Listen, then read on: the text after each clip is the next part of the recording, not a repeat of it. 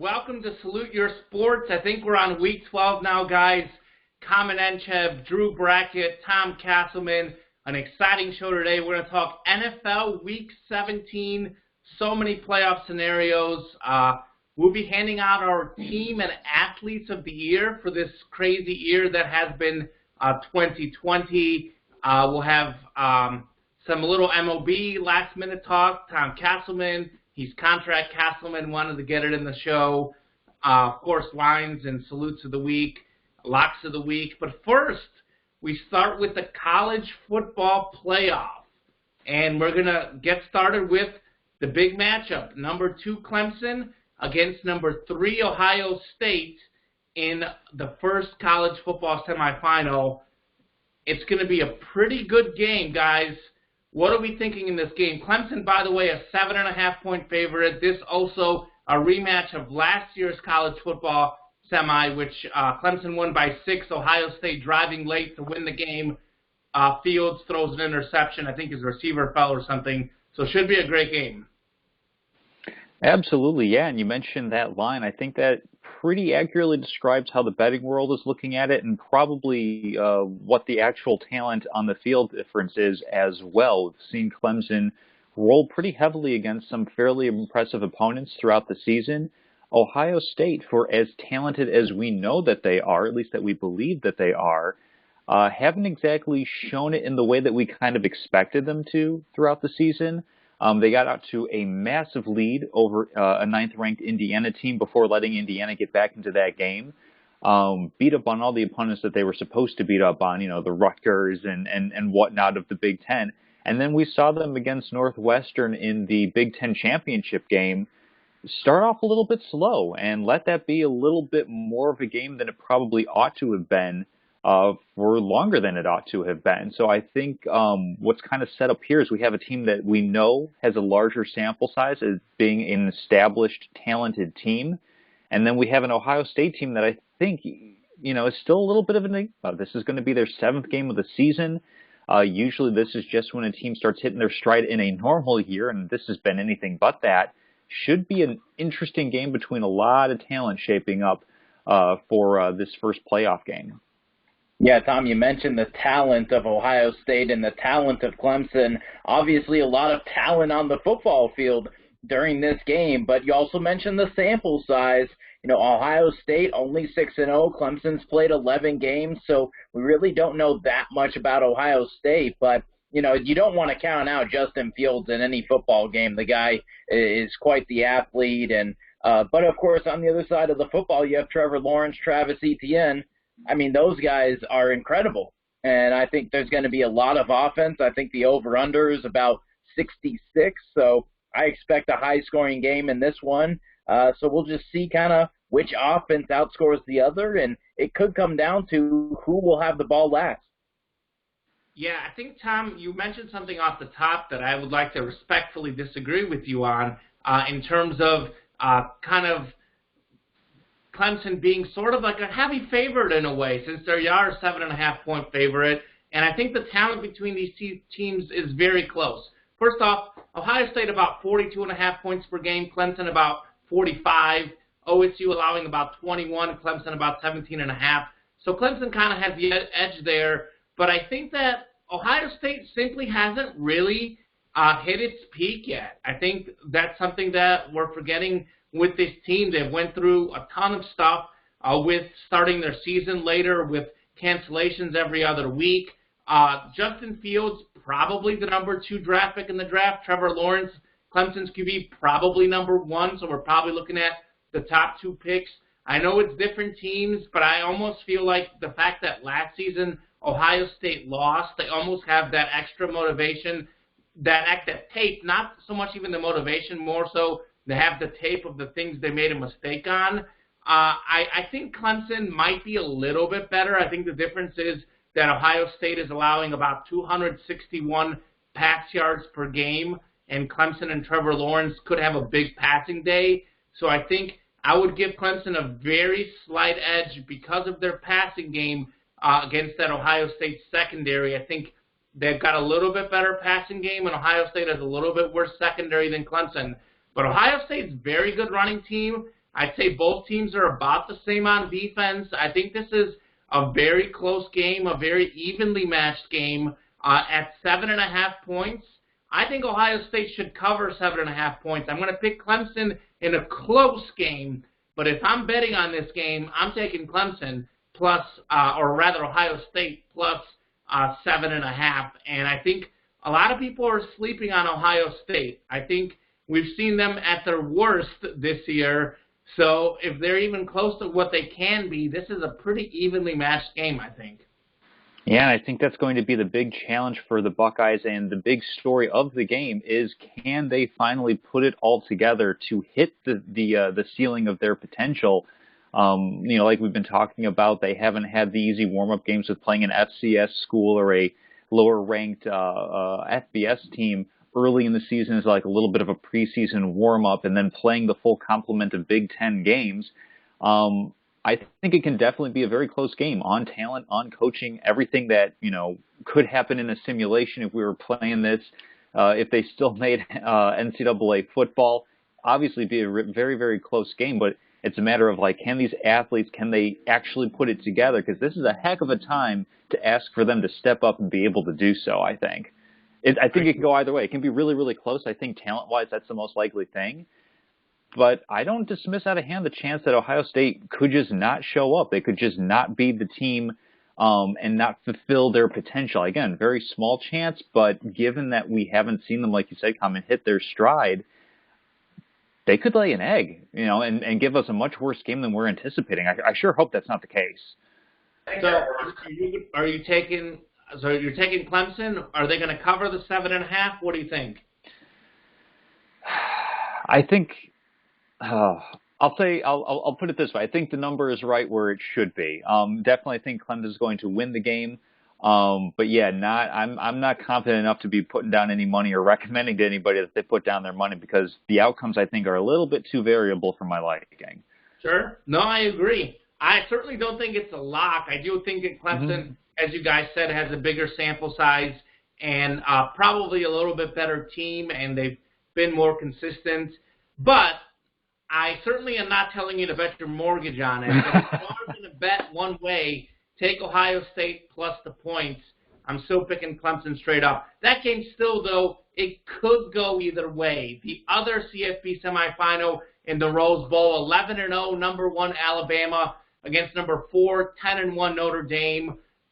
This is a huge favorite for Alabama, 19 to 20-point favorite when it comes. I think everyone would certainly be shocked if Notre Dame can win this game outright.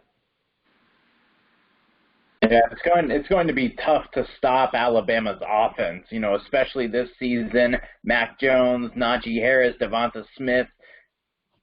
I mean, Notre Dame's going to have to score at least 35 points to compete, because we know Alabama's going to score that much. So if the Fighting Irish can score and keep up with the Crimson Tide, it's possible, but Alabama's defense also, is a very good defense. So can Ian Book really pull something that maybe Clemson magic they had in that first game against Clemson? We'll see. Yeah, it's going to be very interesting. I mean, we've been talking all year about how Notre Dame has a really good defense, but I think it's a cut below, just like pretty much every team we've been talking about throughout the year is a contender for that last playoff spot. They're all pretty much a cut below those top 3 teams. And depending on what you think of Ohio State, a cut behind Ohio State, who's a cut behind Alabama and Clemson, who, a lot of people has the presumptive championship game all along. We've seen Notre Dame play some really good defensive games, but we also seen them give up more than 40 points to Clemson earlier in the season without Trevor Lawrence, give up more than 30 points to Clemson with Trevor Lawrence.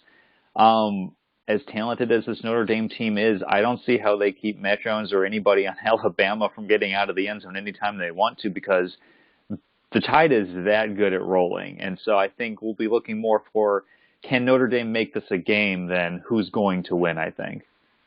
Yeah, I think you said it best, Tom, and I think certainly we're not geniuses about this one. I think a lot of other people said this too, but before the season we kind of had to talk that, it's going to be Alabama versus Clemson. They're the two favorites. That's who we expected all year. It's been Alabama, Clemson. I said on this show that I think Ohio State would be the one other team to look out for, and we're still kind of at that point. We expected Alabama and Clemson as the two top dogs. Ohio State as the outside team as a chance. And you mentioned Notre Dame. I think Notre Dame is a fairly distant fourth. Certainly on a bad day for Ohio State, they could beat them. But I think, as you put it best, Alabama and Clemson are at the top, Ohio State a little bit below, and then everyone else is kind of just there. And I think it simply comes down to Alabama's too explosive. Drew said that Notre Dame's going to have to score at least 35 points. No, that's not true. They're going to have to score at least 45 to have a chance in this game. Alabama's averaging 50 a game, and they're doing it against all competition. And there are some games where they put 40-something in the first half, and they end up only putting up like 50 or 60-something because they rest guys down the stretch. They've done this against A&M. I think they put up like 52 against them, a good team. They put up 50-plus against Florida, albeit Florida's defense is not great, but still a good team. They even put up, I think, was it 41 against a very good Georgia defense. So 35 points, which is Notre Dame's season average, is not going to come even close to cutting it. They probably need 35 points to cover that 20-point line is what they need. And it simply comes down to Alabama's way more explosive. They're averaging 354 pass yards a game. Notre Dame about 237.5. They have done better the second half of the year with Ian Book, but Alabama has way more talented wide receivers. Devontae Smith, Jalen Waddle, I think, might come back. He's maybe even, some say, better than Smith himself, which is crazy because he's missed the second half of this year, and they're doing all this without him. And then they have Najee Harris in the backfield. Simply, Notre Dame has a very good defense. Defensively, they might be close, but Alabama's way more explosive on offense. This game should not be close. The line could go either way. 19, 20 points, about fair, but the Tide should roll in this game. But I'll tell you this, the most interesting, I would say, and the most evenly matched New Year's Six Bowl. We'll leave the CFP. We won't pick our champion this week. We'll wait to break down that matchup in the coming weeks. But the New Year's Six Bowl is also a really good one. Number 6 Oklahoma with 2 losses against 3-loss Florida, who lost to Georgia and Alabama in the Cotton Bowl. Florida about a 3-point favorite. This is going to be a heck of a game, guys. Yeah, I think this is the one that everybody's looking forward to the most. Looking at a couple of teams that are kind of on a little bit of different trajectories. Oklahoma's starting out slowly on the year 1 and 2 and have been improving every week since and beating some big boy competition along the way, whereas Florida got out to a hot start and had a couple of stumbles along the way as the season went on. We're also looking at a couple of teams that are really good at quarterback. You have Kyle Trask for the Gators, and you have Spencer Rattler for the Sooners. So it's going to come down to which defense can do just enough to slow down the opposing team's offense. I think this is going to be another one of those shootout games, and it'll be interesting to see who comes out on top. Yeah, you have the Florida Gators, of course, without Kyle Pitts in this game because he's preparing for the NFL draft. I think that's kind of a difference. But you do have Kadarius Toney if you're the Florida Gators. He's very explosive, speedster, who can burn just about any DB on the field. So watch out for that matchup, the Florida Gator offense against Oklahoma's defense. And you mentioned the scoring. The over-under is 68 points, so I expect another high-scoring game. It just seems like all these New Year's Six Bowls are going to be high-scoring, except maybe the Georgia game and Northwestern, those programs that, have very, very good defenses. But we'll see what this game brings us. It's Wednesday. That's tomorrow. We're recording on Tuesday night, so really looking forward to watching this one. Yeah, it's going to be an awesome game. I really think this could go either way. Again, this is like one of those 50-50 games.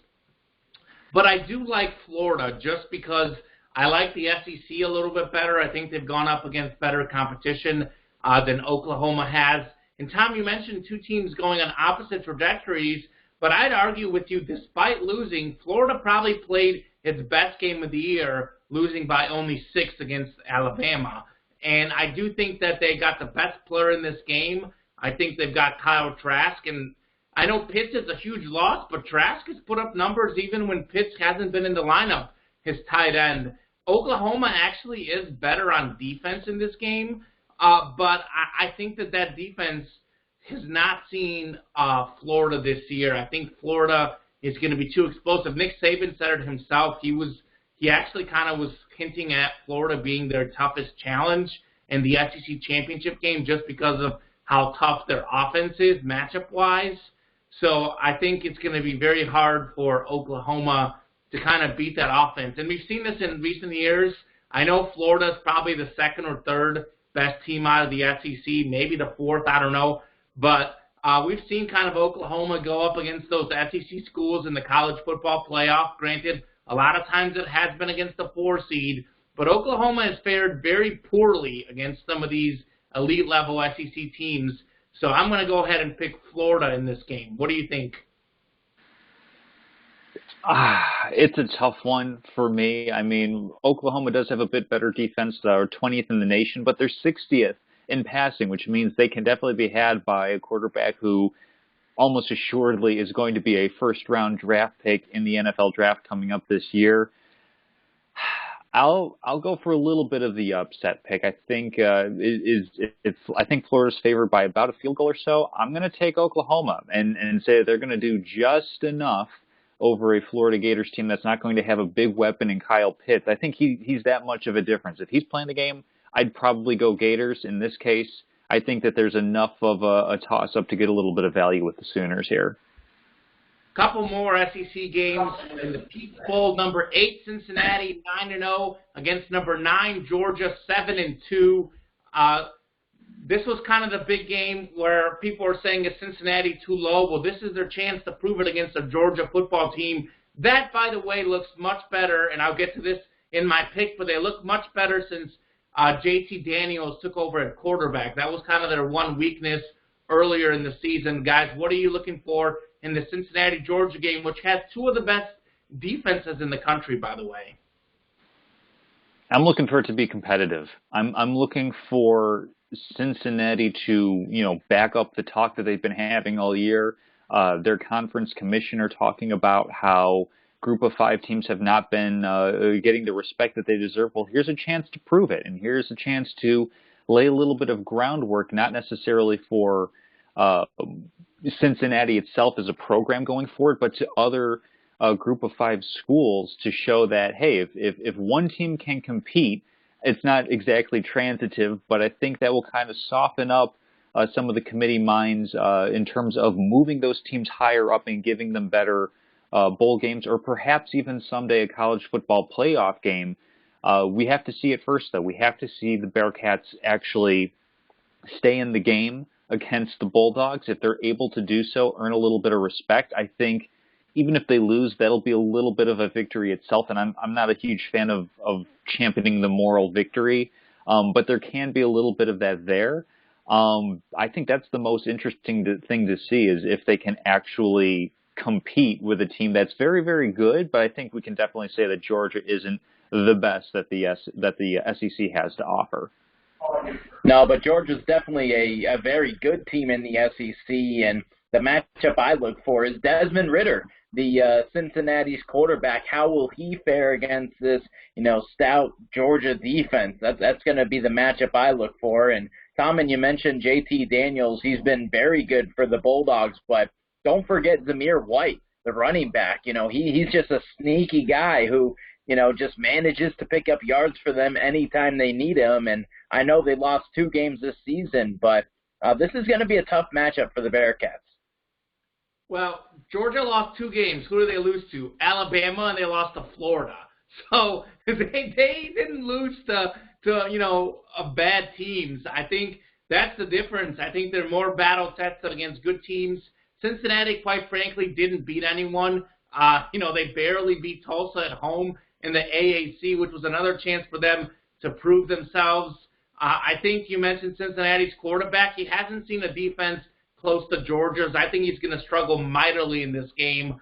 In addition, Georgia's played much better on offense the last few games. They really had quarterback problems. I think JT Daniels, 299 pass yards, 3 touchdowns against Mizzou last time out. I expect Georgia to be balanced, and I expect them to win this game comfortably. I think the 7-point spread is about where it should be, but if I were picking the spread, I would actually pick Georgia by more than a touchdown. I think that the committee, we're seeing these teams, we all love the underdog. Everyone loves an underdog story, but the truth of the matter is we saw Coastal Carolina go down. Everyone was talking about there in this respect. Guess what? They went down.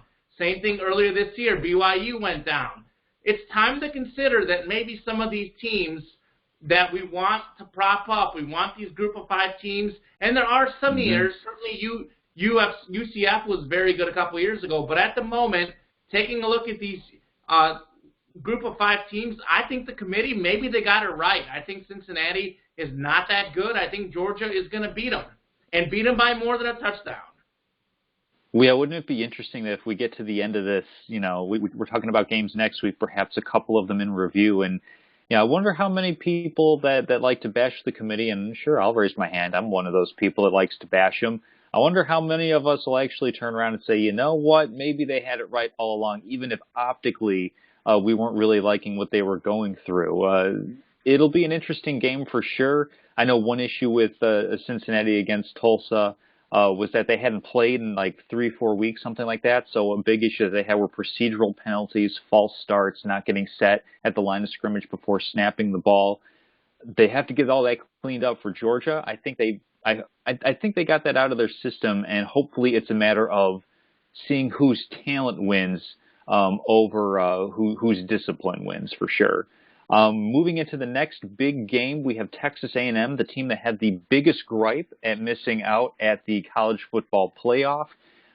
Jimbo Fisher certainly having some things to say about the number of games that they played and the quality of their competition. And they're playing a game that is kind of sort of interesting with the UNC Tar Heels, typically known as a basketball school, but every now and again puts together a really, really good football program. Drew, what are some of the keys to the game that you see coming up for that game?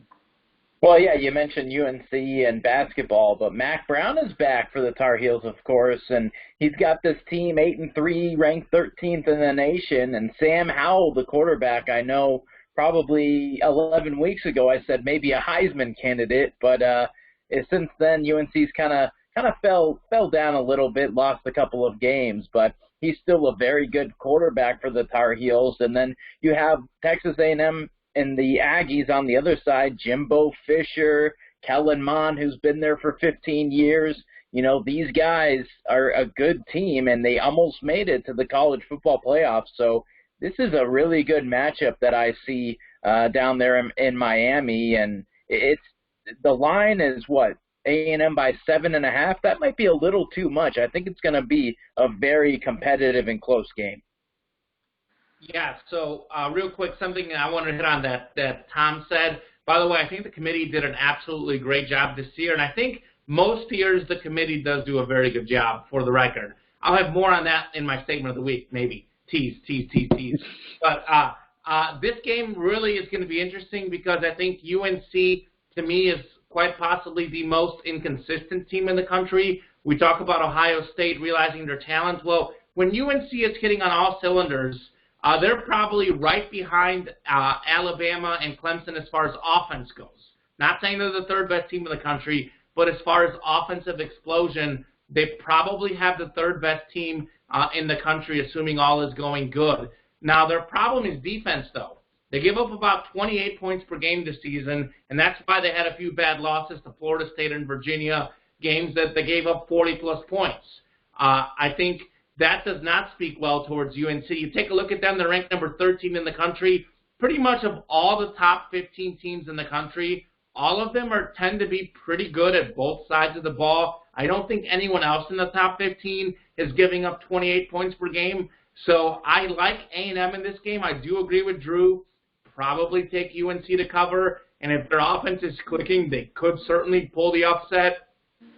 But for the sake of making a pick, I simply trust A&M a little bit better. I think they're a little bit more well-rounded when we look at both sides of the ball. And again, the SEC, man, when I look at these games and I think of toss-ups, we've got all these games, and maybe I'm going to homer with the SEC, but man, you look at those Georgia and Cincinnati, you look at Florida, Oklahoma, you look at A&M, UNC, 3 games with teams of conferences that should be close. I'm going to favor the SEC. I'll probably miss one of the games, but I feel confident that I'll go at least 2 for 3 in those games. I'll go with the Aggies. Yeah, I think that's a completely fair assessment. I don't really have a whole lot to add. I'm perfectly comfortable picking the Aggies over the Tar Heels as well. That might be the most comfortable, well, outside of Alabama over Notre Dame, that might be the most comfortable game I have picking out of these 6. I disagree with you. Well, Alabama is the most comfortable. The second most comfortable game, and I look at this line, this is kind of the one that kind of jumps out at me. Number 10, Iowa State, 8-3 against number 25, Oregon, 4-2 in the Fiesta Bowl. Iowa State only about a 4-point favorite. This is a team that was ranked a couple weeks ago number 6 in the country according to the playoff. Maybe that's one that the playoff didn't get right. No one's perfect. But I think that really struck me as kind of odd because Oregon is 4-2 and they've had like pretty much all their games have been close. Like they could easily be 2-4 or 3-3. I didn't really see how Iowa State is only a 4-point favorite in this game personally. Well, it sounds like you might have a little bit of value there getting to locks of the week time. Yeah, it's definitely one of those interesting games. I think it kind of comes down to the Big 12 getting a little bit of a bad rap, kind of known as a conference that doesn't play a whole lot of defense. So that could be the sort of thing that's keeping the game a little bit close. Also, I mean, Oregon did beat a very talented and at the time undefeated USC team to win the Pac-12 and get themselves in this position. I think Iowa State should be able to win the game. It'll definitely be close, though. Again, we're looking at a team in Oregon where we don't have enough of a sample size on them because they simply didn't play that many games. Definitely a wider variance than Ohio State in terms of are they going to be good enough to win? Are they going to be poor enough to just completely wet the bed? We don't know. That's going to be the interesting thing to see for sure. Yeah, Common, you mentioned Oregon and how they had some close losses. They could be close wins. They could be 2-4, but they could also be 6-0. Their loss to Oregon State was on the road, 41-38, and then at Cal, 21-17. So their 2 losses were very close. So I think that 4.5-point line is accurate, but don't count out Iowa State, obviously, Brock Purdy, and then Breece Hall, one of the best running backs in the country. Watch out for him come this game. Yeah, that's kind of the difference in the game to me. Oregon is allowing about 160 rush yards per game this year. Certainly not terrible, but again, when you're looking at these big games, much like UNC, Oregon's defense is not up to par with some of these other top teams. Breece Hall, second in the nation in rush yards. He was first before the bowl season, 32 yards in this game. He should be back to first in the nation in rush yards. He should get those 32 yards. No problem in this game. Breece Hall runs all over Oregon. Iowa State dominates the Ducks. But well, again, Tom Castleman, he's on fire today. But we'll get to that later in terms of locks of the week. NFL though, shifting gears from college to NFL. The AFC is absolutely bonkers right now. We've got 5 teams fighting for 4 playoff spots. We've got 5 10-5 teams. It is just unbelievable. I mean, literally, we are going to have 8 teams in this conference win double-digit games. That's like never happened before. We got the Dolphins, Ravens, Colts, Titans. All are 10-5. One of those 4 teams will miss the playoffs. We could have an 11-win team miss the playoffs if they all win. Guys, who do you think is the odd team out in this wild AFC? Because certainly the odd team out in the AFC would probably beat about half the teams in the NFC playoffs for sure.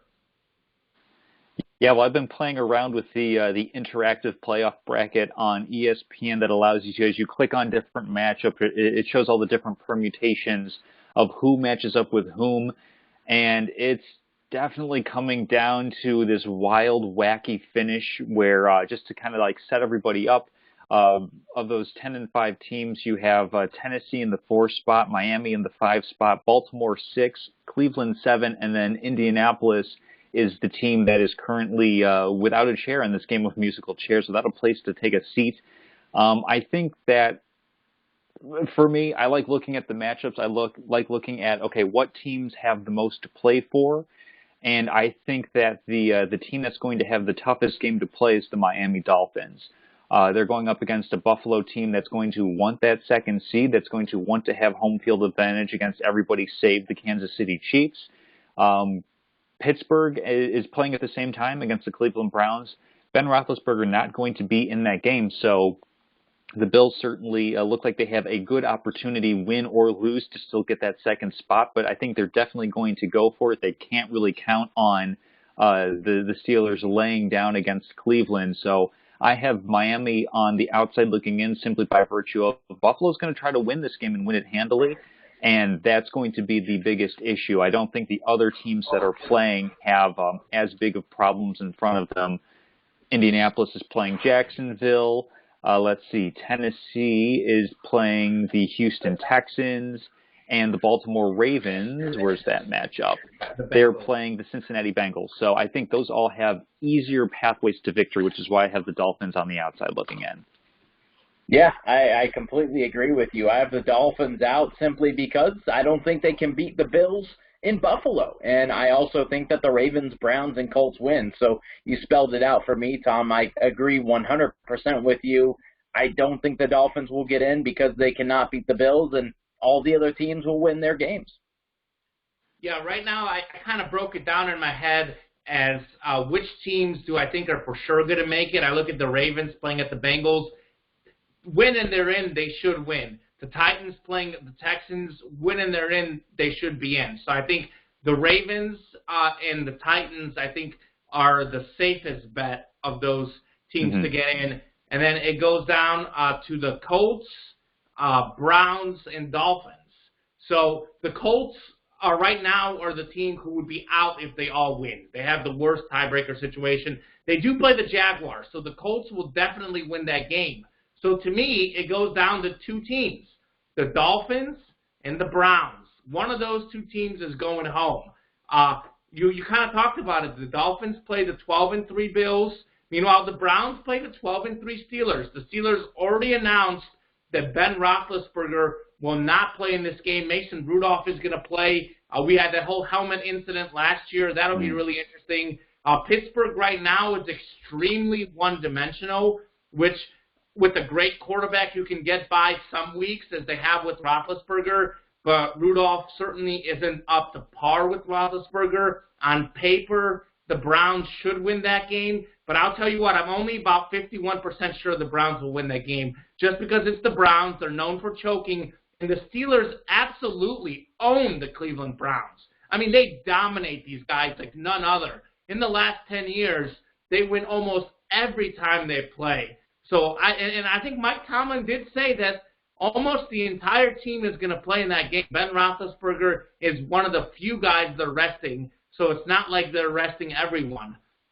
On the other side, I think it'll come down to whether the Bills, how they approach this game. I think they'd like to win, but I think they also know that if they both Pittsburgh and Buffalo lose, which Pittsburgh's not starting Ben, the Bills would go ahead and get that tiebreaker over Pittsburgh if they both lose. So they have kind of a few things to happen. The Dolphins, there's something magical about that team. They should have lost against the Raiders. Fitzmagic went in. I think we saw the play of the NFL season. He's getting his face mask held. He still throws it down the field, 50 yards down the field somehow. It was incredible. So this is 50-50, guys. I think on paper, it looks like the Dolphins should be the odd team out, but I'll tell you what, it would not surprise me if the Browns are the odd team out. I'll go 50.1% on the Dolphins being the odd team out, 49.9% on the Browns being the odd team out. I would not make it as simple as it sounds, and I think and it's interesting because I think the Dolphins, to me, are more dangerous than the Browns. I think they have got something special about that team. Also, Ryan Fitzpatrick has never made the playoffs in his entire career. So he might be the backup starting this game, but they might put him in late in the game if they get behind. So I know the Browns are an easy story to cheer for, but guess what? The Browns are younger. Nick Chubb is young. Kareem Hunt's still fairly young. Baker Mayfield, fairly young. Jarvis Landry. The Browns are going to be back, and certainly the Dolphins will too. But in this scenario, I'm hoping for some Fitzmagic, and I'm hoping for the Dolphins to get in. I think it could go either way. I would say look out for the Browns, though, possibly not making it. Yeah, and to add a little bit extra to your equation of 50-50, it's by no means a guarantee that the Colts are going to get in. I mean, the Browns and the Dolphins are both more than capable of taking care of business. I think that looking at some of the Vegas lines, I believe last I checked, Browns were favored by an entire touchdown against Pittsburgh, given the slide that Pittsburgh's been on since the Big Ben news. Yeah, so it's a matter of, do their wide receivers show up first of all? Yeah. It was a little bit of an issue in the game that they had last week. The entire position group out on the COVID reserve list because of, I believe there was a positive and a bunch of close contacts. But I think it's definitely possible, like you're saying, all these teams can win and the Colts will still be on the outside looking in. I've been kind of championing that team throughout the year. I certainly hope that's not the case, but it also wouldn't surprise me in the slightest if it were. It's just a matter of, you had a 24-3 lead against the Pittsburgh Steelers, and the Colts let that one get away. They had an opportunity to really ice away a chance for them to be in the playoffs. They're going to have to rely on a lot of help heading into this weekend for sure. Yeah, the Colts have no one to blame but themselves if they don't get in these playoffs. Also, another interesting note, this last week I believe there was 5 teams, the Colts included, that had a chance to clinch a playoff spot, and they went 0-5. So again, we have 5 teams, chance to clinch a playoff spot. I think 4 of them technically, actually, in the AFC alone. Then we have a few more in the NFC. It gets kind of hard in that pressure situation. Like I said, look for the Ravens to get in for sure. They have an easy opponent. Look for the Titans to get in. It is going to go down to the Colts, Dolphins, and Browns, those 3 teams. It'll be really interesting. The NFC, though, also pretty interesting. We talked a lot about winning in. Well, we had Washington a chance to win the NFC East against a Carolina team that's not very good. And Washington was without Alex Smith. They were without McLaurin, their wide receiver, but nonetheless had an opportunity to win the division. Meanwhile, all of a sudden, the Dallas Cowboys have won 3 straight. They can win the division. Cowboys-Giants play each other first. The winner of that game would win the division if Washington loses to the Eagles. Guys, what do you foresee in this crazy NFC East? Because Drew has been talking about it the last few weeks. Every week it goes down to Week 17 in the NFC East. Sure enough, here we are again, Week 17. The same title of mediocrity on the line. Yeah, every year, I tell you, the NFC East comes down to Week 17. It's usually Dallas and the Giants, and, it always seems to be in New York or in New Jersey. But, I think it's going to be quite the intense Sunday, and the Sunday night football game is the Washington football team and the Eagles.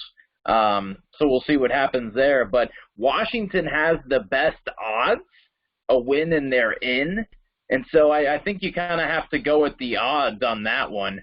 I think the Cowboys can win on the road against the Giants, but, Washington wins, they're in. So I think Washington will probably make it in and win the NFC East. Well, I asked Drew, I asked you the question a couple of weeks back, as a Cowboys fan, which team do you wish that they were most spoiler against? They can still take the whole enchilada and get this 4th playoff seed winning the NFC East. It has been a wild and wacky year for not just that franchise, but sports in general. I'm going to ride with the wackiness on this one. I'm going to say Cowboys beat the Giants, and then Jalen Hurts finds just a little bit enough of that rookie magic using his feet and his arm to propel the Eagles over the Washington football team, sending their disgraceful owner and his team back to whence they came, which is out of the postseason. And we'll watch the Cowboys next weekend, I think. That'd be great. I'm sticking with Tom. I agree on the wacky part. Wow. The Cowboys have won 3 straight. The Giants have lost 3 straight. I think the Cowboys take care of business there. Washington is kind of a mess right now. They actually could start their 4th-string quarterback when we go back to the beginning of the year. They started with Kyle Allen, I think they started with Haskins at QB, then they benched him, went to Kyle Allen. Then he gets hurt. They go to Alex Smith.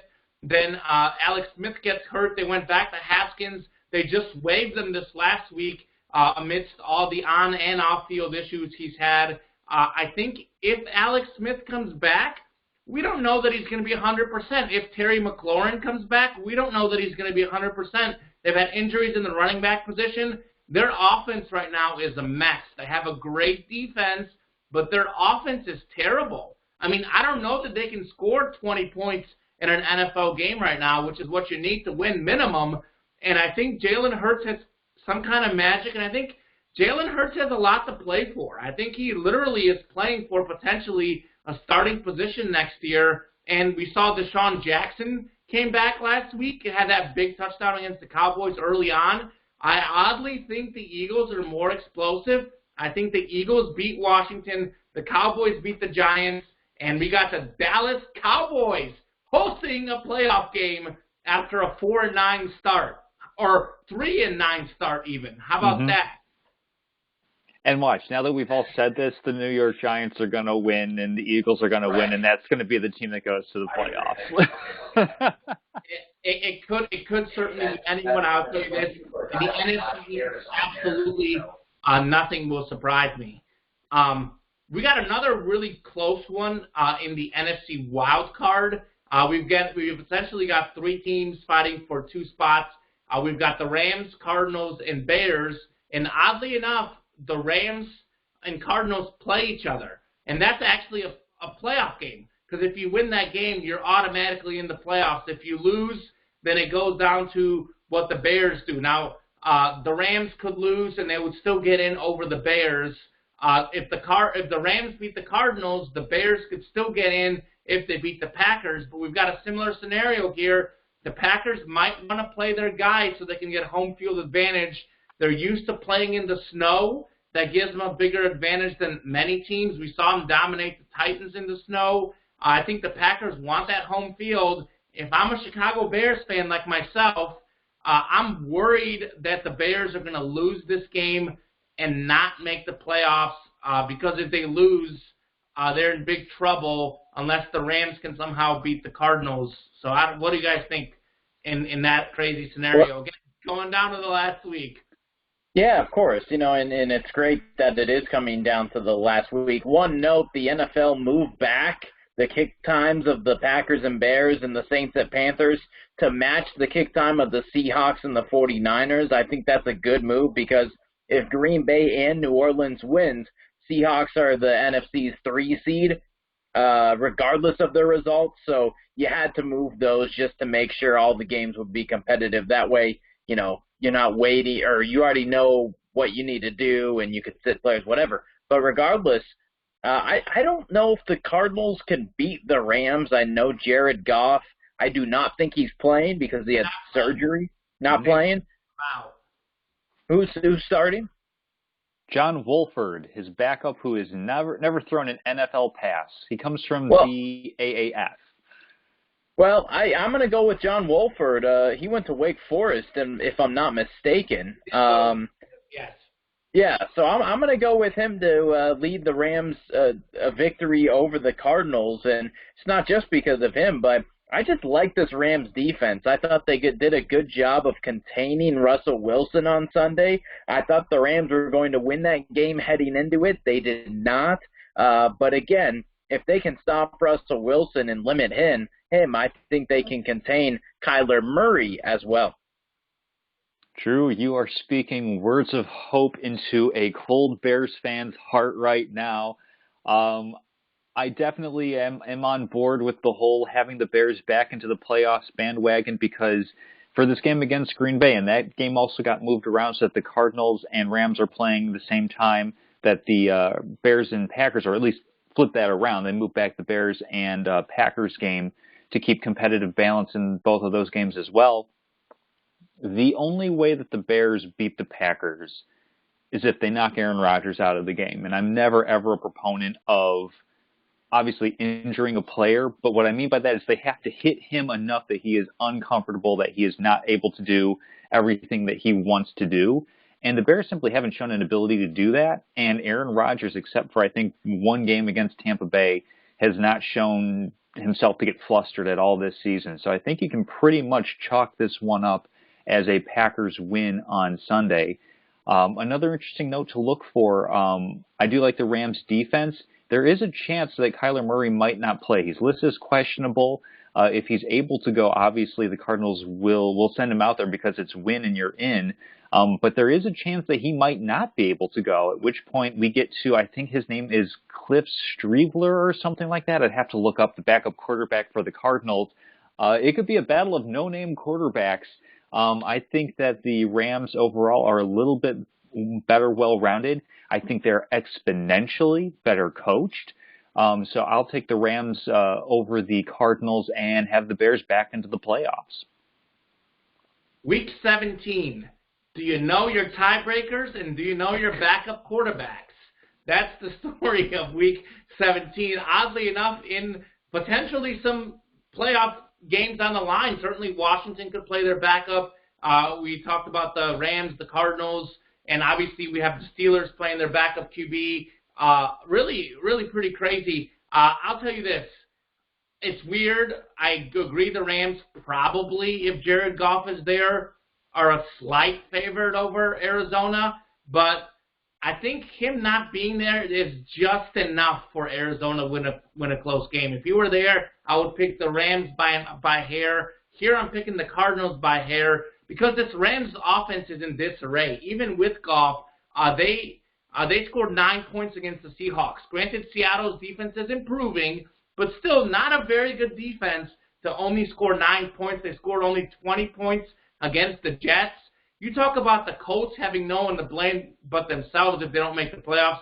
Well, the Rams did that. They lost to the Jets, who were the second worst team in the league, and they got demolished against Seattle. They also had they had a loss against the 49ers earlier this season while the 49ers were really reeling. I think this Rams team hasn't really come up in the clutch. On the other end, neither has the Cardinals. And really the Bears, I don't know that I trust any one of these three teams. They're all wildly inconsistent. On a given day, they're all good. But we get all sorts of who knows what from all three of these teams. But the fact that we know that Goff isn't playing, to me, gives the Cardinals a slight edge. The fact that the Packers know that they have to win so they can get the 2 seed, or rather the 1 seed, and clinch home field. I'm going to stick with the Cardinals to win. I think the Bears lose and the Rams back into the playoffs with 3 straight losses and potentially their backup quarterback. So that's what I think. It'll certainly be really interesting. One note that I would like to say, and I'll get into this more next week when we break down the NFL playoffs, but real quick, I think in the history of the National Football League, at least since I've been watching, I don't think we've ever seen this much parity, and I don't think we've ever seen this many potentially evenly matched and close matchups in both conferences.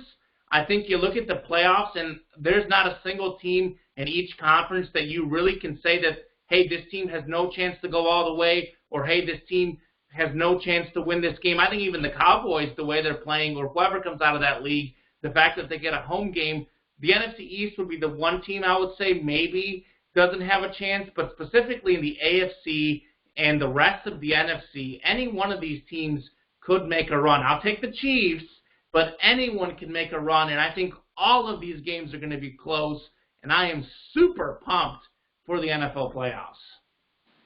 Absolutely. We'll see who can get hot at the right time, for sure. Yeah, that's what it's going to go down to. Yep, and we'll have all that breakdown for you next week after Week 17. Shifting over to some unexpected big news in Major League Baseball, we have a team that maybe a little bit of envy, maybe a little bit of jealousy. The San Diego Padres have made a couple of really big moves within the past 48 hours or so, acquiring some big-name starting pitching. This is a team that was I think, the second best record in the National League last year, only to division rival and the LA Dodgers, and have done quite a lot recently to bolster up their teams. I'm not sure how closely you guys have been following the trades, but brought in Blake Snell of World Series infamy in a very controversial decision. And then Yu Darvish from the Chicago Cubs getting a little bit of a local flavor and angle on this one. What are your guys' kind of like first impressions of these trades and kind of how baseball is kind of swirling around right now? We actually have some hot stove action, which I was really, really pleased to see.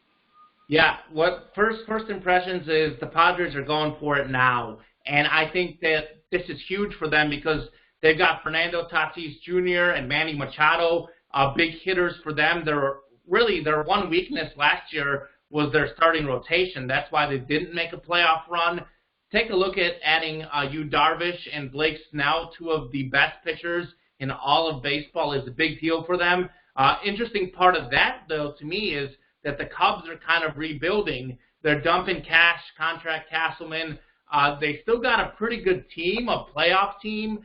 So maybe in the long term it's a good move, but in the short term, certainly the Cubs giving up Yu Darvish, I think, hurts their short-term plans. I think the Padres cemented themselves as, hands down, the second-best team in the National League. I don't think they're better than the Dodgers. I don't think they'll beat the Dodgers in the division. I don't think they'll beat them in the playoffs, at least not yet. They may need another year to get going. First win a playoff series, or win two playoff series, whatever. They might have won one last year in the wild card thing.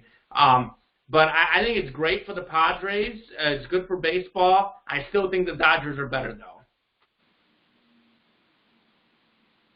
Yeah, what I was going to say was, Tom, you mentioned that you're fired up about the hot stove league action. Or the hot stove action, I should say. I just wonder, the Rays trading away Blake Snell, they really didn't get much in return. I know they got, 4 prospects maybe, and I think a couple of them were pretty good, but I just wonder, I know it was probably more of a contract thing, correct? Yeah, so there's a couple different things at play for both of the teams. I'm certainly not a prospect expert, but from what I read on Twitter, from some baseball people that I follow, the Blake Snell trade was kind of mirrors that whole World Series decision where Kevin Cash, the manager, takes Blake Snell out because he's gone through the lineup twice, and based on, the mathematics, the numbers that they had, like that's the flow chart of decisions that they make.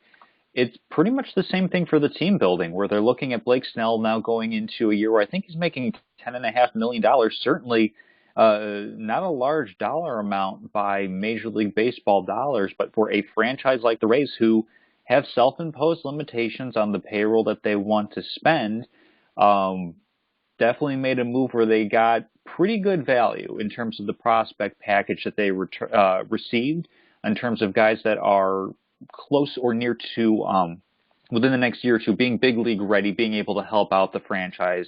And that's kind of how they've been just kind of doing rolling rebuilds in Tampa. And I think having a better record since 2008, they have a better record than like 23 or 25 teams in Major League Baseball, which is wild to think of considering how they trade off their big league talent. The team where you see more criticism of the prospect package that they received is the Chicago Cubs, simply because none of the 4 guys that they received, they received 5 players. I believe 4 guys have not played above Class A ball, and then 1 guy who's a Major League pitcher but doesn't really throw with much velocity. Davies is his last name. So that's more that's more of the criticism where you're seeing a franchise kind of get a little bit of sniping at from people around baseball, as a team that certainly has the budget. Theoretically, you're in Chicago, the 3rd largest city in the country, and yet you're trimming payroll, you're slashing payroll. Granted, on a 35-year-old pitcher, but he's only due $60 million over the next 3 years and was a big part of your team. It certainly seems like the Cubs are going in a different direction.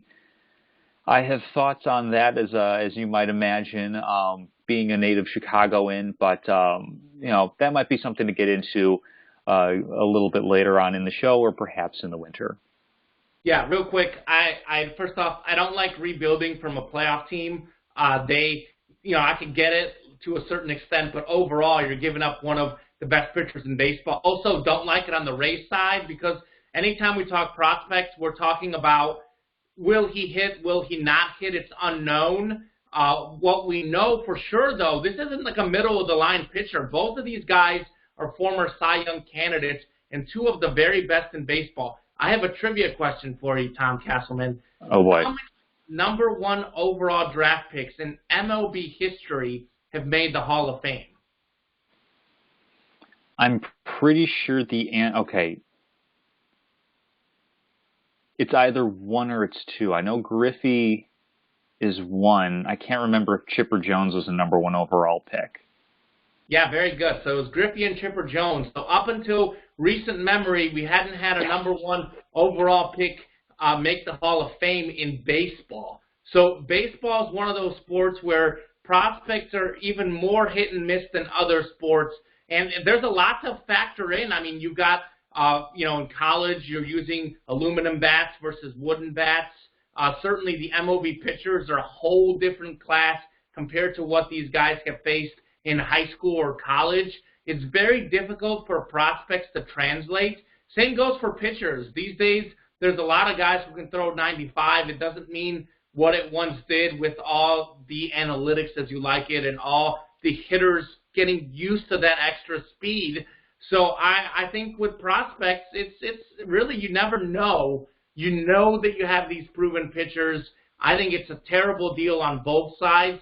Similar to when I said this, when the Colts got rid of Peyton Manning to go to Andrew Luck, you don't get rid of arguably the greatest quarterback of all time at that time, or maybe second or third, whatever. You don't get rid of such a star like they did with Peyton Manning. Guess what? It comes back to bite you in the butt.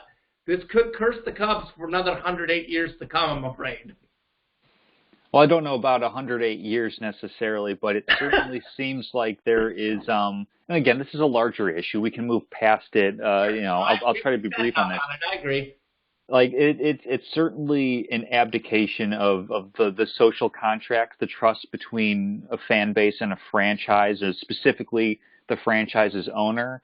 We look at the Ricketts family, which purchased the team back in 2009, and had this. They talked a great game about how Wrigley Field and the area around Wrigley Field is such a great atmosphere for their fans to come in, and that was a knock with the Cubs with being lovable losers. How, even though they were fielding terrible teams through much of the franchise's history, people still showed up to the games because it was a great experience. I think that the Ricketts family has taken that and made it more of a cynical switch where they said, hey, if we go in, we hire Theo Epstein, who at the time was the best mind in baseball, we do this rebuild, and we can have this window of World Series contention where they got it. In 2016, and they said, okay, now we're all set. We have this really young core, and I think now that it's kind of gotten to the end of it, there were a lot of promises that were kind of made and goalposts that have been moved. Switching over to something like the Marquee Network, where the Cubs are going to be able to broadcast and host all their content, was supposed to be, hey, we'll have money that we can move to business operations. We're going to invest in areas around the ballpark that we can move to baseball operations and perennially compete. What we're seeing is them deciding to not do that and decide to pocket some money instead in other areas away from the game. So certainly disheartening on that front. I won't belabor the point any further, but just want to touch on those trades. The San Diego Padres, I think, are the biggest story in baseball, where they are going all in with everything that they have, and that is great. I have like a new third favorite team to watch after the White Sox and the Florida Marlins now. Love it. Love it. Moving on, no NBA this week. We're going to do some NBA next week. I want to do the overreaction thing, but I hate doing it 1 week in. I think 2 weeks in, it's a better sample size. We've seen it because, everyone was fired up about the Nets. Well, all of a sudden, the Nets have lost 2 straight. The Clippers beat the Lakers, and they lost by 50 without Kawhi Leonard. So we're going to wait for the overreaction segment at least 2 weeks in. We are going to have what I think is my favorite segment of this week, though. We're going to pick our Athlete of the Year for 2020 and our Team of the Year for 2020. So, guys, who do you have first off as your athlete of the year for this 2020 year? Yeah, I'll go ahead and lead it off. I'm going to take a little bit of a different tack, perhaps, from you guys in terms of who I'm putting up. I'm going with Chiefs right guard Laurent Duvernay-Tardif. Won a Super Bowl as the starting right guard for the Chiefs back in February. He's also the first NFL player who is also a doctor, a practicing medical doctor. He opted out of this NFL season to practice medicine, to be on the front lines of the pandemic. I believe he is, I don't know which province, but I believe he is in Canada, helping out on the front lines with the coronavirus pandemic. So not necessarily for, the 2020-2021 season, putting up outstanding numbers or anything like that, but won back in February and is now helping out his fellow man in this pandemic. He's my nomination for Athlete of the Year. Love it. Can't disagree. Wow. Drew, what do you got? Yeah, I mean, I went a different direction than Tom. Dustin Johnson, he's the number one golfer in the world, and recently he won the Masters in November by 5 strokes. Then from January 2020 to the Tour Championship, which was September 7, 2020, he won 3 tournaments. He got second. He also got second in 3 other tournaments, and he finished in the top 10 in half of the events he played in. He won the Tour Championship by 3 strokes at Eastlake in September, and Dustin Johnson just really had a good year in golf, and it wasn't like Tiger dominant back when Tiger was dominant back in the day, I guess we can say now. But Dustin Johnson, my Athlete of the Year for 2020. Yeah, I think Dustin Johnson is kind of cementing himself as the best golfer. We look at the last 5 or 6 years, there hasn't really been one best golfer. It's been so evenly matched. A lot of guys right up there in the mix, but I think Johnson with consistency certainly is the top dog in golfing. I don't think he's the Athlete of the Year, though, because he wasn't all that dominant compared to some of these other guys. I'll give you a couple honorable mentions. I'm going for the best athlete. I love what Tom went for. It's good. I'm going for strictly the best athlete. Probably the guy who would be my closest to winning it that didn't win it will be Robert Lewandowski. I'm going international soccer. And in a sport the last 15 years dominated by Messi and Ronaldo, really clearly Messi's number 1 to me. Ronaldo way behind him, possibly number 2. But Lewandowski this season was better than Messi. And that's something that is coming a lot from me because I'm a diehard Messi fan, and my dog's named Messi. I'm all about Messi. But this guy scored 15 goals in 10 Champions League games this last season, 34 goals in 31 Bundesliga games, 17 goals in 12 games this year so far. So he's scoring more than a goal per game, playing on the team that has won every title possible pretty much this past year. And he's been clutch. He's gotten late goals. If you watch these games, he gets a lot of big goals for his team. Another honorable mention, of course, LeBron James led the NBA in assists for the first time of his career. He won NBA Finals MVP, shooting nearly 60% from the field, getting the most points and assists as Finals MVP, winning in the bubble there. Of course, he's done a lot off the field as well. I think he was like SI's Male Athlete of the Year or something. But the real Athlete of the Year has to be Patrick Mahomes. He was the Super Bowl MVP. Had like 9 or 10 touchdowns, no turnover. He had an interception couple interceptions in the Super Bowl, but he had like 9 touchdowns, no picks the first few games in his playoff career. Came back to win the Super Bowl. He's first or second in every major quarterback stat this year, whether it be yards, touchdowns, passer rating. His team is 14-1 right now. He won the Super Bowl. Also, a couple other side notes. By the way, he signed a 10-year, $500 million deal. Also, he's engaged now. Also, he's got a child coming in. So how good would it be to be Patrick Mahomes right now? Also, by the way, part owner of the Royals now, too. So he's had a lot of things go his way in 2020. I think certainly the most talented player. Real quick, I'm not going to get into this debate, but a lot of people have said that Aaron Rodgers is the MVP. I completely disagree with that just because you look at the amount of yards Mahomes is putting up, 20 to 30 more yards per game. Rodgers has these games where he gets 4 touchdowns when he only gets like 200 pass yards. They're almost bolstering his stats in the red zone, much like the Ravens did last year with Lamar Jackson. Also, I'll say this, Tom Castleman, you said Rodgers had 1 bad game. He had 2 bad games. Also poor against the Panthers in a game they barely won a couple weeks ago. But my athlete of the year is Patrick Mahomes. Guys, what do you think about team of the year? Yeah, well, I think, Common, you and I might be in similar standing on this one. Just to kind of briefly explain my criterion, it has to be from January 1, 2020 to December 31, 2020. That is the team of the year. So obviously, that eliminates any NBA teams because they only played for half of the year so far. I'm going to go with the Kansas City Chiefs. They won the Super Bowl back in February of this year. Common, you talked with Patrick Mahomes, a lot of the great comeback that they had throughout. And then this season went on to lose just 1 game. So within the span of 2020 to this point, 17-1, and can't factor this into my decision that they're the heavy favorite to win the Super Bowl in 2021. But 17-1, winning a Super Bowl and having one of the best looking teams compared to any other team in any other sport. When you look at the number 1 versus everybody else, they're certainly up there. Kansas City Chiefs are my team of the year.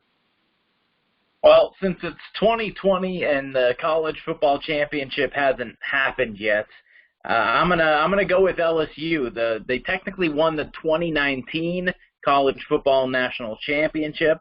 They went 15-0 overall, 8-0 in the SEC. Really blew out teams most of the year. Out of 15 games, just 3 single-digit wins, and all the others were double-digit wins. So, and all those single-digit wins were against top 10 teams. So I think the LSU Tigers of 2019, the team of the year for 2020, if that makes sense. That makes 0 sense. This is 2020. I like Tom Castleman's criteria much better, by the way.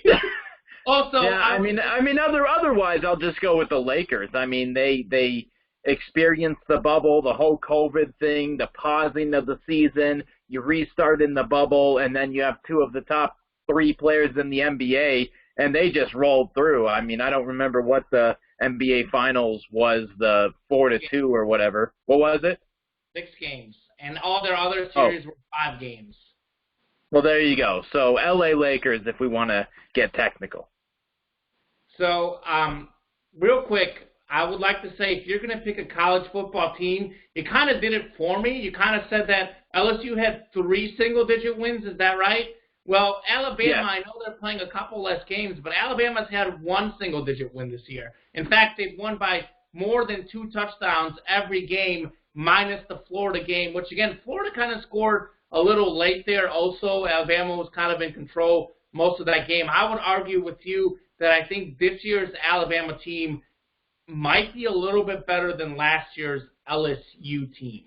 But I kind of went more for what Tom was thinking, just kind of this calendar year. Lakers certainly in the mix, but I will give you my honorable mention is actually going to be the Kansas City Chiefs, so I'm going to surprise you guys. I think Tom and I hit on it. The Chiefs were 14-1.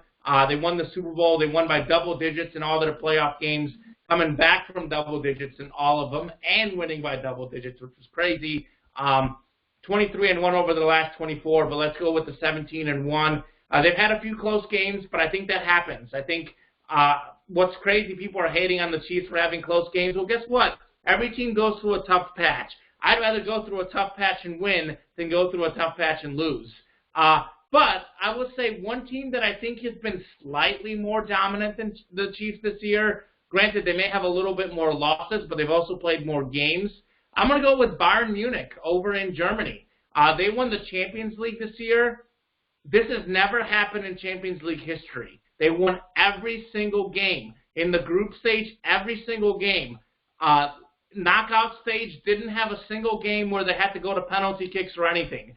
They won every game outright over 90 minutes in the entire Champions League campaign. That has never happened before. They beat Barcelona 8-2. Yes, my Barcelona's down, but an 8-2 win over Barcelona, that is a historic result right there. And I think in 2020 specifically, they barely lost the game at the end of last season. They had a few losses in the 2019 part of the season. They also won the German Cup, and they won the German Bundesliga. So they won all three of their main competitions that they could win.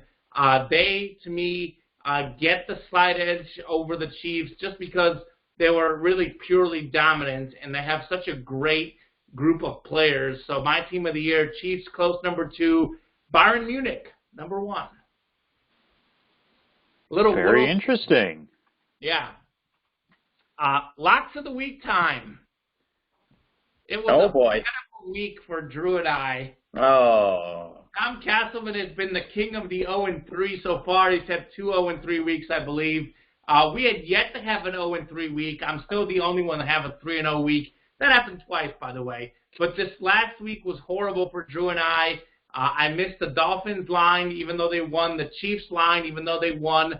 Didn't cover. Also missed the Cards line. They lost. Drew badly missed some NBA Christmas stuff. Underestimated the Nets against the Celtics. Also the Pelicans against the Heat. And he lost the soccer over-under 3 goals. There was 4 goals in the Man U game. And then Tom actually had a very good week, his best week where he actually made his picks without fading. 2-1, the Bears covering 7.5 over the Jaguars. That happened easily. The Lakers covering 6 against the Mavs. Again, easy cover. He did miss Coastal Carolina covering 7. They lost outright. So season records in first place still, Kamenechev, for the first time all year, not over 500. 14-14-2. An even 500. Sliding into second place for the first time all year, Tom Castleman has passed up Drew Brackett, now 12-18, and Drew is 10-18-2. So what do we have this week, guys? Well, I think what we have this week is a clear indication that nobody should listen to us for putting any money anywhere ever. This is definitely a fun exercise, but if anything, it's a humbling one to kind of show that, like, you know, while we can talk a little bit of sports, just weird stuff will happen with lines and everything. We were talking, you and I were talking a little bit offline on how you like to stay away from Week 17 because Week 17 in the NFL is just out of its mind crazy with some teams not really being interested in playing and whatnot. I am going to go three games in the NFL this week, and hopefully I can hit at least a couple of them. So we talked earlier about the NFC East. Since I picked the Eagles to beat the Washington football team, may as well put them on my locks as well to beat the +2 number that they have. Shifted from 1.5 to 2, so I guess a tie is in play. But I'll take the Eagles +2 over the Washington football team. And then I'm going to go for 2 teams that are going to be motivated to win their games. Saints -6.5 over the Carolina Panthers. And then the Titans -7.5 over the Houston Texans. As a little bit of a bonus, this isn't going to count for anything. I was considering Seahawks -5.5, but the 49ers have been such a weird team all year, you know, with winning games that they shouldn't win and losing games that they're favored to win. Just too dicey of a team for me to go with or against either way. But that's another game I'm going to be looking for. I expect the Seahawks to win by a big number, but of course I've expected a lot of things against the 49ers that have not panned out. So Eagles +2, Titans -7.5, Saints -6.5. All right. Well, after a 1-2 week, I'm going to the NFL. Well, I know it's Week 17, but I'm going all NFL here. I went over. Sorry, 0 for 3. Well, then, makes more sense to go to the NFL. Well, after an 0-3 week, we'll go to the NFL, starting with the Buccaneers against Atlanta. I'll take the Bucs -6.5. Bengals +13 against the Ravens. I know, we all think it's going to be a blowout, but that game's in Cincinnati, so watch out for that. And then I like the under in that game, under 44.5 in the Cincy and Baltimore game. So hoping maybe for some snow or rain in the Cincy area on Sunday. Yeah, Bengals have won 2 straight. There's actually a lot of NFL line bets that I do like this week, so Drew, maybe stay tuned for that. But For my locks, though, I'm only going one NFL, and I love this one. Cowboys -3 at the Giants. The Cowboys have won 3 straight.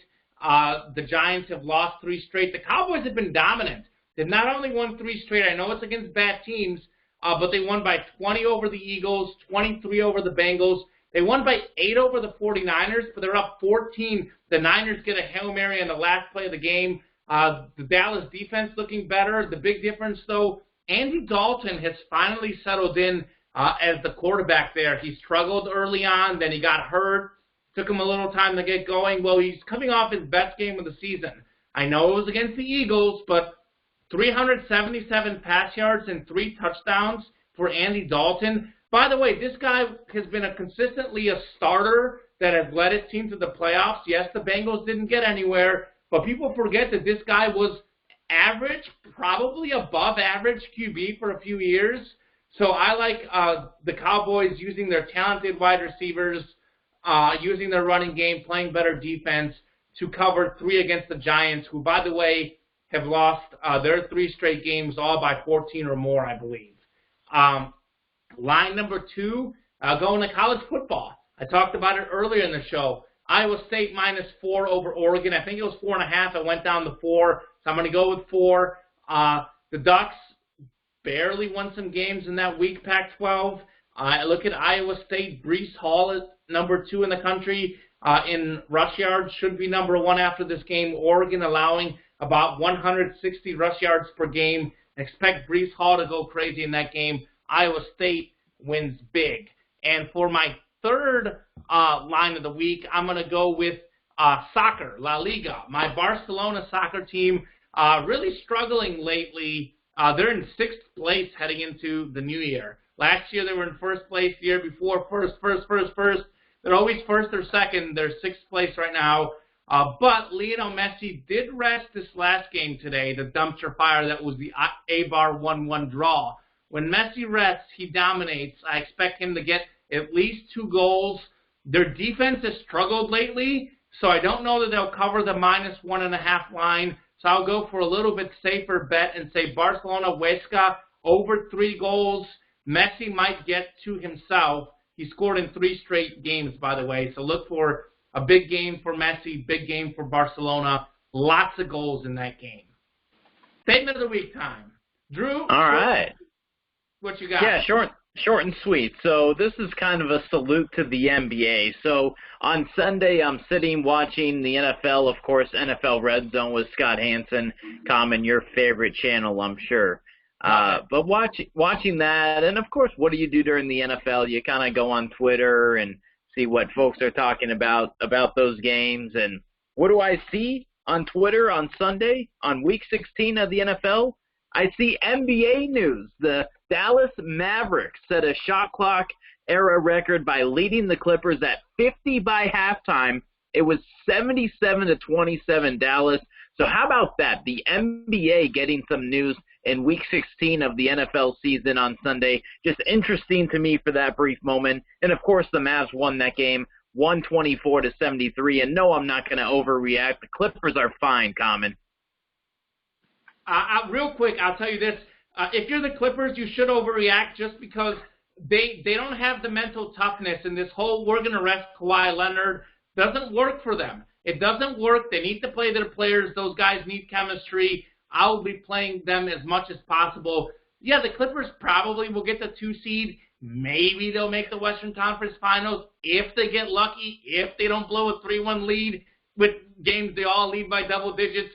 But that team does not have mental toughness, no matter whether it's Doc Rivers or Tyronn Lue. The fact that you lose by 50, even without Kawhi Leonard, speaks to your mental toughness, your competitiveness, your consistency. I would be terrified if I'm a Clippers fan. They've never made the Western Conference Finals. I'm not sure that they'll start this year, by the way.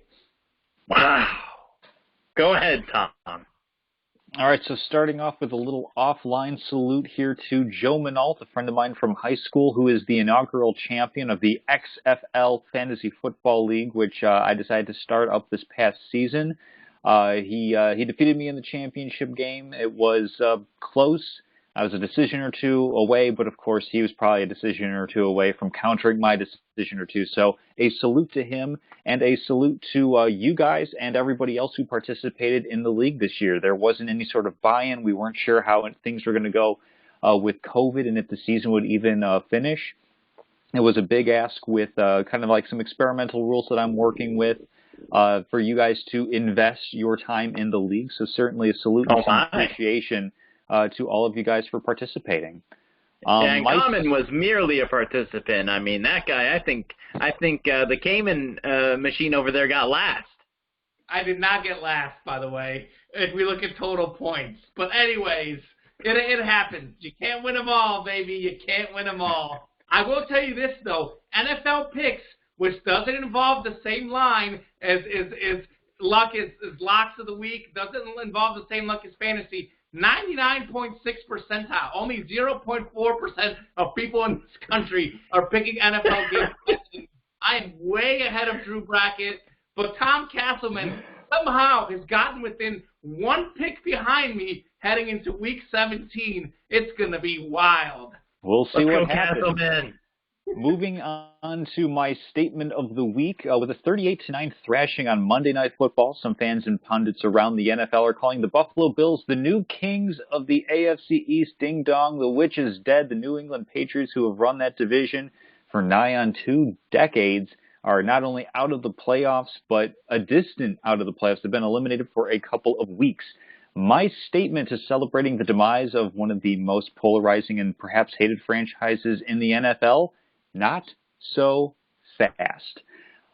There are most definitely deficiencies on the Patriots roster, but let's not forget that they had a league-high 8 players opt out before the season due to coronavirus protocols, and they refitted their offense to Cam Newton's strengths with little training camp and no preseason. It's fair to say that after a fairly disastrous year that Newton will not be in Foxborough next year, but New England is in a solid enough position to draft a quarterback of the future, likely somebody in that third tier, whether it's Trask, Wilson, or Jones. No doubt it was a down year for the Patriots, but I definitely see them lurking for division contention in 2021. Don't count out Belichick just yet. Real quick on that division, I foresee that being the best division in football for years to come just because the Pats will regroup. By the way, Cam Newton hasn't played great, but if you watch the Monday Night Football game, they ran a play where they threw it to the running back. He threw it back to Newton. Newton threw it to the wide receiver. Absolutely perfect pass, and he drops it. I think it was Bird. So Cam Newton is the least of their worries. Their wide receivers are actually much a bigger problem. But I think they'll get some wide receivers. They'll regroup. But I think it's encouraging because the Bills are fairly young. They've got Josh Allen. You look at the Dolphins with that great defense. Tua, a young quarterback. You've got 3 teams in that division that could be winning 10-plus games for years to come, and then you have the Jets, of course. So, but anywho, my statement of the week is the College Football Playoff Committee is killing it. They absolutely have dominated their decisions. Every decision so far looks great.